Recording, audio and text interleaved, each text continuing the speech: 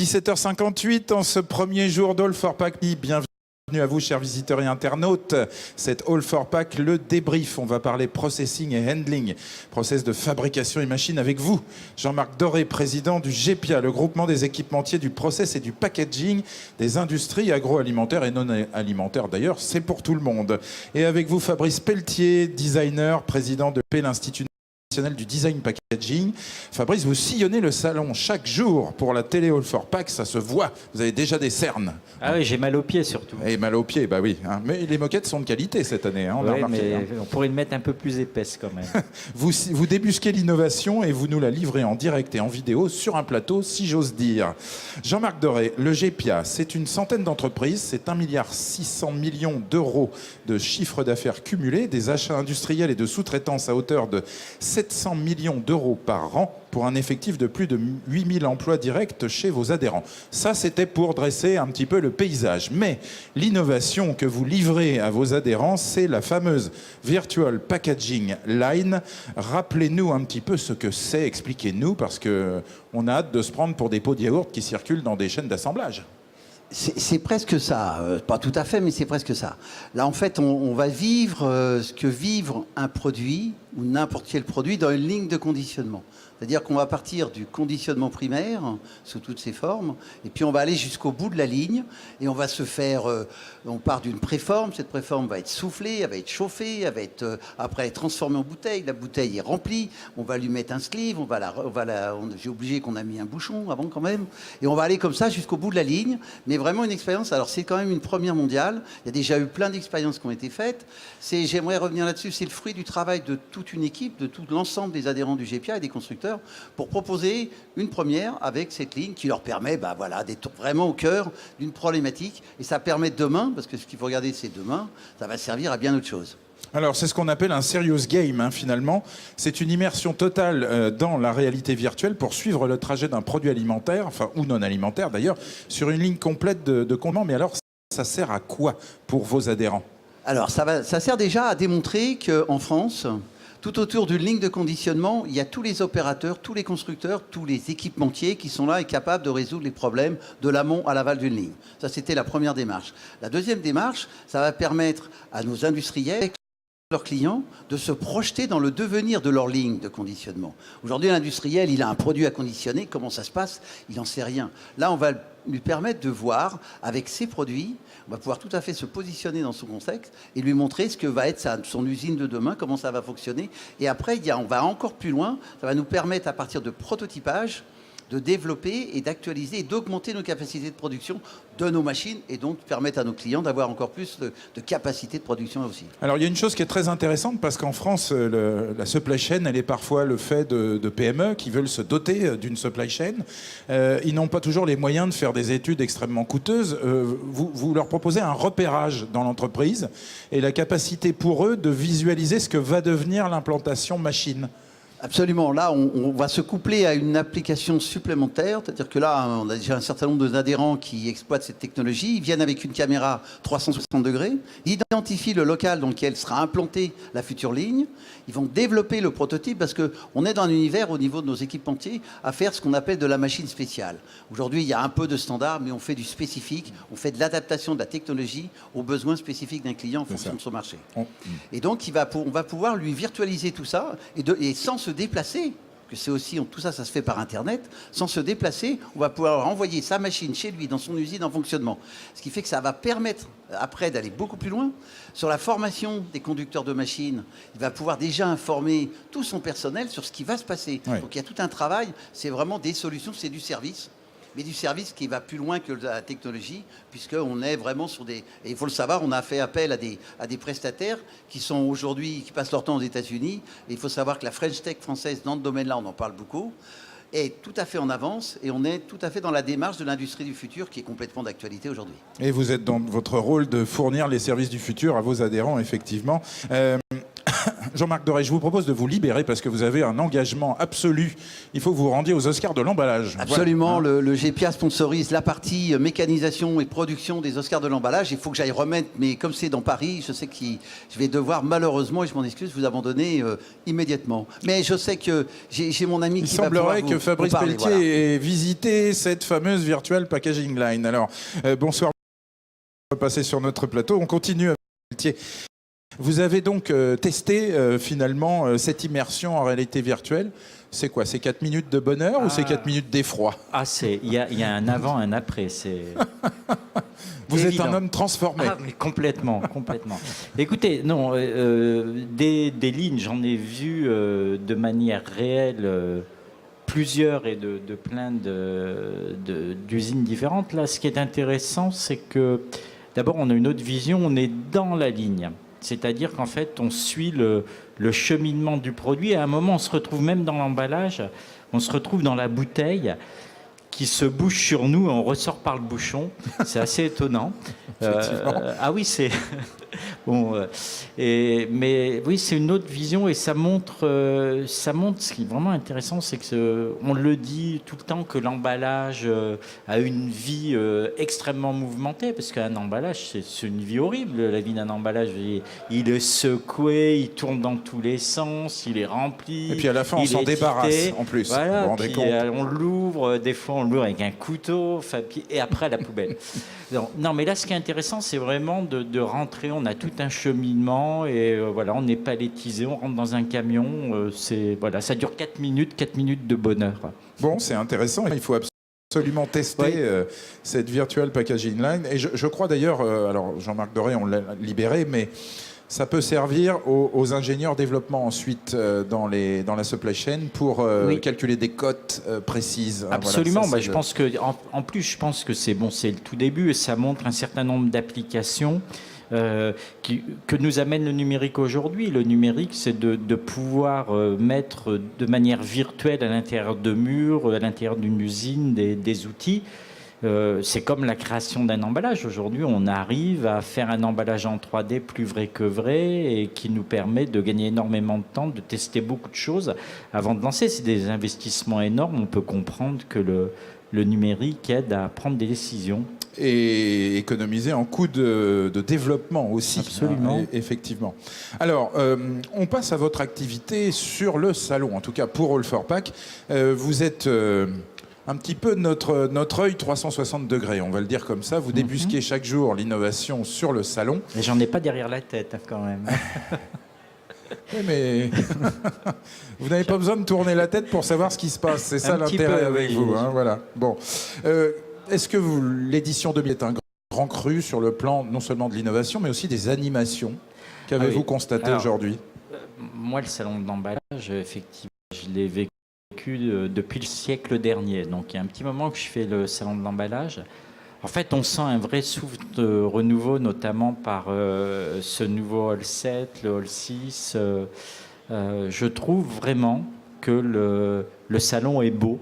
Et il est très très agréable à visiter et il y a beaucoup de choses. Enfin, moi j'ai pris beaucoup de plaisir aujourd'hui. J'ai fait tout le salon pour le reportage de demain que vous verrez avec un œil un petit peu taquin, mais on prend beaucoup de plaisir. C'est un beau salon et il y a des belles choses à aller dénicher. Let's be creative, c'est le mot d'ordre de cette édition 2016 d'All for Pack. Et notamment, nous avons remis les Pack Expert Innovation Awards. C'était à 12h30 ce midi, aux 9 lauréats. Vous avez aussi été indiscret, Fabrice Pelletier, puisque vous vous êtes rendu dans les coulisses des travaux du comité Pack Expert. Je vous propose, chers internautes, chers visiteurs, de regarder vos pérégrinations auprès de ce comité Pack Expert. Regardez et écoutez.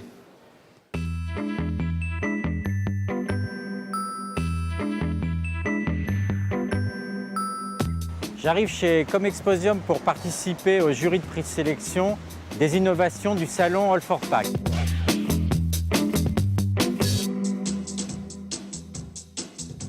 On ne se rend pas compte, mais pour être sélectionné dans les vitrines de l'innovation pendant tout le salon, il faut franchir un sacré parcours d'obstacles. Parce que vous allez voir là-haut, le jury a la dent dure.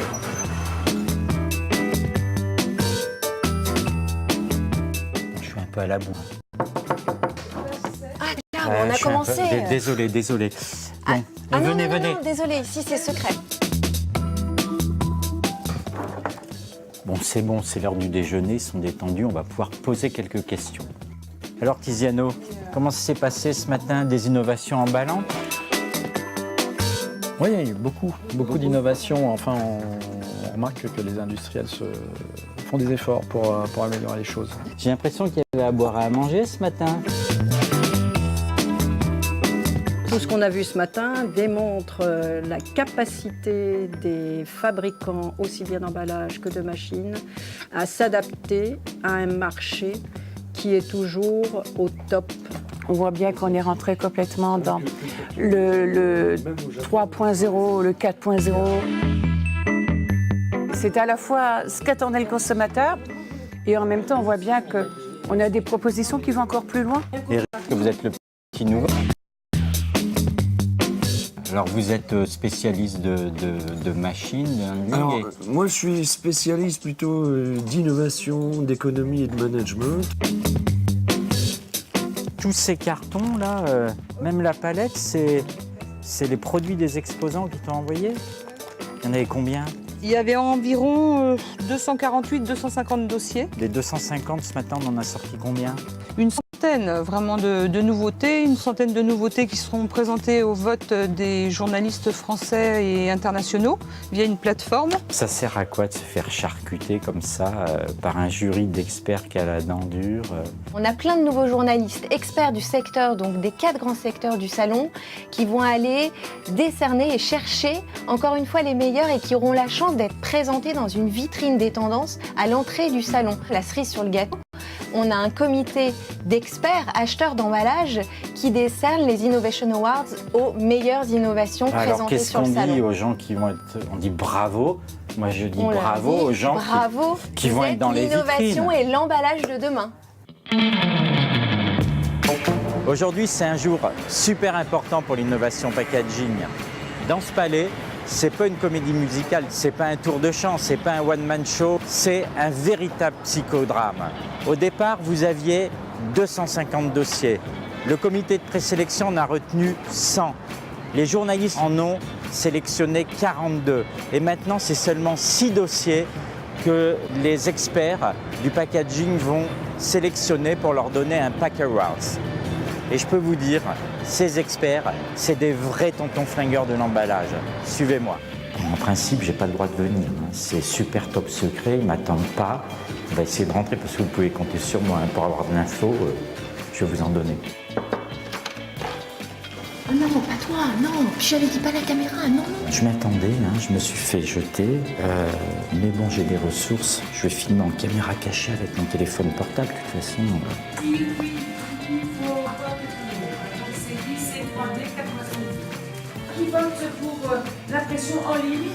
On attend un membre, on va bien voir, on va essayer d'avoir de l'info. Ah, Arnaud Roland, Coca-Cola. Alors Arnaud, bonjour Fabrice. Des bulles pétillantes, les innovations? Ah, plein d'innovations cette année, oui. Alors qui gagne? Ah, ben ça, je peux pas le dire, mais il y a de très très belles choses. Ah bon?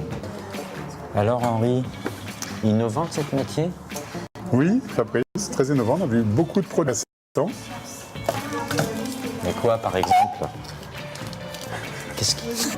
Quoi? Il ne peut pas le dire, il veut pas le dire. On lui a dit de rien dire, alors il dit rien.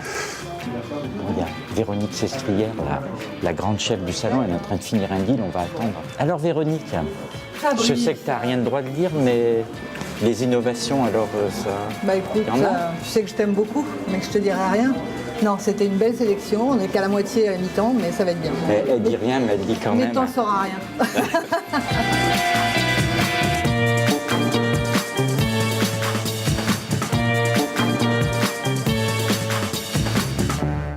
Fabrice, au-delà du côté décalé, qu'on aime beaucoup d'ailleurs, les exposants ont beaucoup d'intérêt à montrer leurs innovations sur ce salon. Absolument, parce que déjà la vitrine qu'ils ont là-bas pour la présenter, la chance de pouvoir participer au Pack Awards. et aussi le retour qu'ils peuvent avoir, parce qu'il y a quand même 42 journalistes qui ont vu leurs innovations. Il y a les experts qui sont des gens qui travaillent pour les marques. Il y a quand même beaucoup de monde qui ont vu et retenu ce qu'ils avaient à dire. Donc pour cette année, c'est trop tard. Mais pour dans 2 ans, je les invite vraiment à présenter leur dossier, le faire sérieusement, parce que c'est un véritable tremplin pour l'innovation et la communication de leur boulot. Et puis on a aussi les visiteurs, bien sûr. Alors on s'en est préoccupé. On a demandé à notre reporter Jérémy Angelier de faire un petit micro-trottoir ce matin, au moment où les visiteurs entraient sur le salon. Alors Jérémy, est-ce que les visiteurs internationaux étaient là ?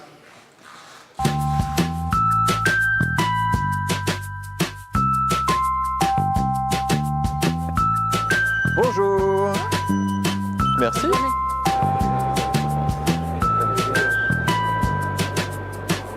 Eh bien, bonjour à tous, willkommen, welcome, bienvenido, benvenuto. Bon, ce sont les seules langues que je parle. Je me présente, Jérémy, je serai votre homme de terrain ici sur le salon All4Pack pour vous montrer les coulisses. Le salon vient d'ouvrir ses portes, on attend quelques 100 000 visiteurs ici. Il y aura 1500 exposants du monde entier. On va partir à la rencontre de certains d'entre eux. Suivez-moi. Bonjour, comment vous vous appelez et d'où venez-vous? Isaac, Barcelona d'Espagne. Steve, I come from China. My name is Mario Neckermann and I'm from Germany. Je m'appelle Julie et je viens donc de Le Pin, juste à côté de Chelles dans le 77. Je viens du Maroc et plus précisément de Casa. Je viens de la Suisse, de Zurich. Je viens de l'Italie, du centre de l'Italie. Qu'est-ce que vous venez chercher sur le salon? Je viens voir les fournisseurs d'emballage. Les nouveaux produits qui existent sur le marché, surtout au niveau des emballages de matière. Ouais. Alors nous recherchons les industriels qui expédient leurs marchandises. En fait, je suis en sortie avec ma classe, donc je suis en BTS Commerce International et je viens récolter des informations, on est en contrôle de formation. Écoutez, je suis intéressée par tout ce qui est machine d'emballage, tout ce qui est emballage, donc on vient voir un peu la nouveauté. Oui, on est venu chercher des emballages pour la fabrication de boissons et en Afrique. Et je viens chercher des systèmes de logistique pour notre production.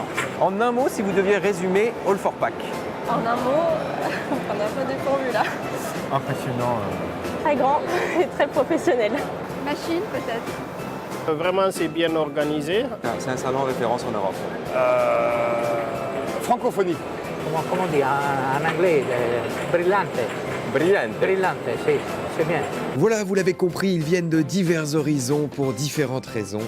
C'est parti pour 4 jours du salon All4Pack. Bienvenue au salon All4Pack. Ça fait tourner les têtes, ce salon, Fabrice. Oui, il y a beaucoup de choses et quand on regarde bien, il y a quand même quelques pépites et vraiment, on ressort avec plein d'inspiration et plein de nouvelles idées. Même quand on pourrait se penser blasé de ce secteur, comme vous par exemple, qui le connaissez depuis si longtemps. Moi, je suis créatif, donc un créatif blasé, n'est plus un créatif. C'est comme un musicien qui a perdu ses instruments, je pense. Ou son inspiration. Ou son inspiration. Ou le sens du solfège. C'est grave, il faut changer de métier. Alors justement, demain, vous nous parlerez des innovations sur le salon. Alors oui, demain, je vous parle de créativité plutôt, parce que le claim du salon, c'est Let's be creative, et la question, c'est Let's be creative or not creative.